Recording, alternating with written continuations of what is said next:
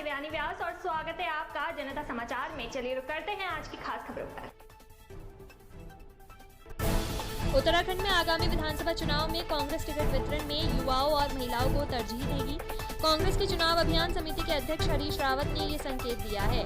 रावत ने कहा कि कांग्रेस युवाओं और महिला शक्ति की मजबूती के पक्षधर है।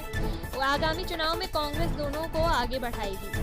जहां भी चुनौतीपूर्ण स्थिति के बावजूद सकारात्मक संभावनाएं दिखेगी, युवा और महिलाओं को टिकट की प्राथमिकता दी जाएगी। रावत ने कहा, आज भाजपा के मंत्री विधायक खुद सरकार पर सवाल उठा रहे हैं। काबीना मंत्री हरक सिंह रावत ने अपने 4.5 सालों के कार्यकाल में निराशाजनक मानते हुए सरकार की कलई खोल दी है। एक तरह से हरक ने साल 2016 की अपनी गलती को भी स्वीकार कर लिया है। हालांकि हरक की कांग्रेस में वापसी के सवाल को रावत टाल दिए।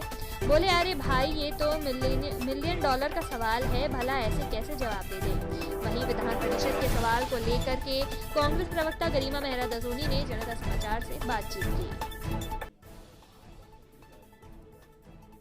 निश्चित तौर पर देखिए, सकारात्मक सोच बहुत जरूरी है। प्रदेश को आप किस दिशा में ले जाना चाहते हैं, और जब आप 21 साल के प्रदेश हो गए हैं तो ऐसे में अब आपको नए आयाम सोचने पड़ेंगे। प्रदेश के लिए नए होराइजन्स की तलाश करनी पड़ेगी। और उन्होंने साफ इस बात को कहा है कि मेरा तो ये ब्रेन चाइल्ड 2002 से है और मैं यहाँ 21 सदस्यीय विधान परिषद का गठन करवाना चाहता हूँ। एक तो वो उसकी जरूरत इसलिए है कि सत्ता का विकेंद्रीकरण होना बहुत जरूरी है।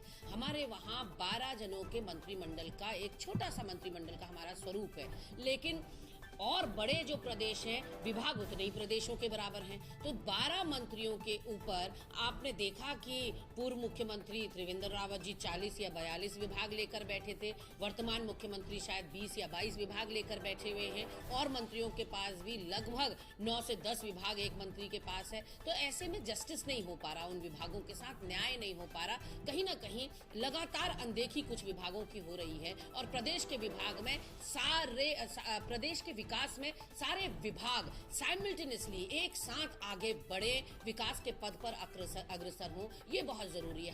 हम वर्टिकल विकास नहीं कर सकते कि हमने पीडब्ल्यूडी के ऊपर पूरा ध्यान केंद्रित कर दिया, आबकारी के ऊपर कर दिया, या आपदा प्रबंधन के ऊपर कर दिया, लेकिन बाकी विभाग हमारे जो छूट जा रहे हैं, चाहे स्वास्थ्य है, चाहे शिक्षा है, उनका भी आगे बढ़ना बहुत जरूरी है। तो मंत्रियों के ऊपर जो बोझ है उसको कम करने के लिए भी बहुत जरूरी है कि सत्ता का विकेंद्रीकरण हो।